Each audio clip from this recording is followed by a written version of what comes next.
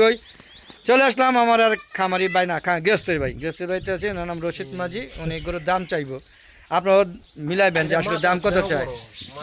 দেখুন, হ্যাঁ, এটা নেপালি ক্রস মরে বা নেপালি জাতের বীজ গোটা। ওইটা হলো বাংলা, ওইটা যাইতে পারতেছেন, এদিকে আসেন, আমার তো গুতা দিব আমু। দেখেন এই যে একটা গরু, একটু ভালো মতো দেখার চেষ্টা করি। হ্যাঁ, যদিও জায়গাটা অনেক নোংরা, গৃহস্থ বাড়ি তো এরকমই হবে। এই যে দেখুন এই দুইটা গরু উনি দাম চাচ্ছে 2.5 লাখ।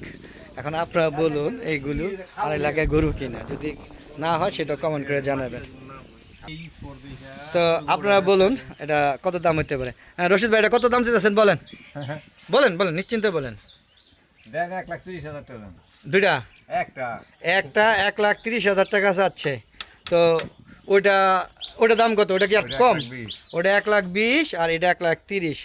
হ্যাঁ, গোসল টোসল করে নাই তো, সকালবেলা চলে আসছি, তাই এগুলো একটু নোংরা আছে। আপনারা আবার বাজে মন্তব্য করবেন না, সবসময় পজিটিভ চাইবেন। এই গৃহস্থ গরু, চড়া এলাকা, প্রত্যন্ত এলাকা, তো এরা ট্যাবলেট খাওয়ায় না, সম্পূর্ণ ঘাস লতা পাতা খাওয়াই গরুগুলো বড় করেছে।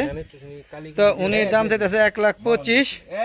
হ্যাঁ, এটা আপনার ধারণা করবেন যে কয় কেজি গোস্ত হবে। আমার তো মনে হয় না এটা 3 মণ হবে। আপনারা কি বলেন? কিছু দিয়ে রাখেন এটা। হ্যাঁ, তো দেখি এটা আমরা দামাদামি করব, যদিও দাম বনে কিনা জানি না। তো আপনারা মন্তব্য করবেন এটা দাম কত হইতে পারে। ওনা তো 1,30,000 চাইছে আর ওটা 1,20,000 চাইছে। তো এই বাইরে এখন সাথে দামাদামি করবো, আর ভিডিওটা বড় করব না। দেখতে পাচ্ছেন গৃহস্থরই, হ্যাঁ, গৃহস্থের বাড়ি দুইজনই চলে আসছে। গরুরে কত ভালোবাসে দেখেন, একটু ব্যথা পাইছে। হ্যাঁ, দেখেন আম ভর্তা নিয়ে আসছে আমাদের জন্য। দেখেন কত সহজ গ্রামের মানুষ। তো দুইটা গরুর দাম কিন্তু সহজ সরল না, দাম কিন্তু ওই ঢাকার থেকেও বেশি চাচ্ছে। হ্যাঁ গাইস, আপনারা কি মনে করেন, তাই না? ঢাকার থেকেও বেশি চাচ্ছে, হাটে মনে এত টাকা দাম যাবে না যে দাম চাচ্ছে। হ্যাঁ, তবে মানুষ কিন্তু খুব সহজ সরল, আর কোনো ভেজাল নাই, একদম হ্যাঁ ফ্রেশ গরু। এই যে দেখেন কি বলে, কিচ্ছু খাওয়ায় না, সুতরাং এটি কুড়া ভুসি খাওয়ায়। হ্যাঁ, ভুট্টা গরু, হ্যাঁ গরুতে ভালো, কিন্তু দাম তো চাচ্ছে অনেক, কিন্তু বাজারে তত দামে বিক্রি করতে পারবেন না। আচ্ছা যাক, আমরা এখন দামাদামি করবো। তো দামাদামিটা আপনাকে আর জানাইলাম না। আচ্ছা, আমি আমের আচার খাবো। দেখেন এই যে আমের ভর্তা, আমি একটু খাচ্ছি। আবার বললেন না যে এখানে ঘুষ খাচ্ছে, সেটা মনে করেন না। বেশ ভালো হয়েছে, বেশ মজা হয়েছে, আর খাবো না। তো এখন দামাদামি করবো। আপনারা দামাদামি শুনতে হয়তো ইচ্ছুক না, তো দেখাইলাম, আপনারা কমেন্ট করবেন, তারপরে আমরা বলবো যে কত দাম সর্বশেষ বলে গিয়েছিলাম। তো আজকে এই পর্যন্তই, রাখি। খুদা হাফেজ, সবাই ভালো থাকবেন। আবার অন্য গরুতে যাব, সেই ভিডিওগুলো দেখাচ্ছি। এই যে এটা একটা গাই গরু, ওটা বিক্রি করবে কোরবানির জন্য।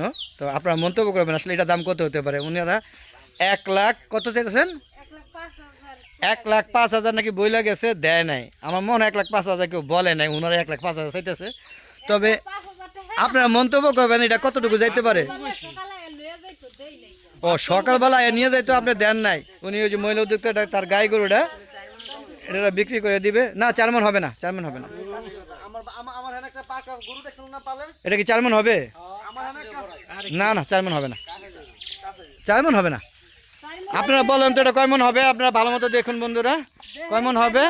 হ্যাঁ, আর এটা কত যেতে পারে। এটা কিন্তু একটা গাই গরু, হ্যাঁ, ষাঁড় গরু না। তো আপনারা ওইভাবে দাম মন্তব্য করবেন, আপনাদের কমেন্টে অপেক্ষা রইলাম।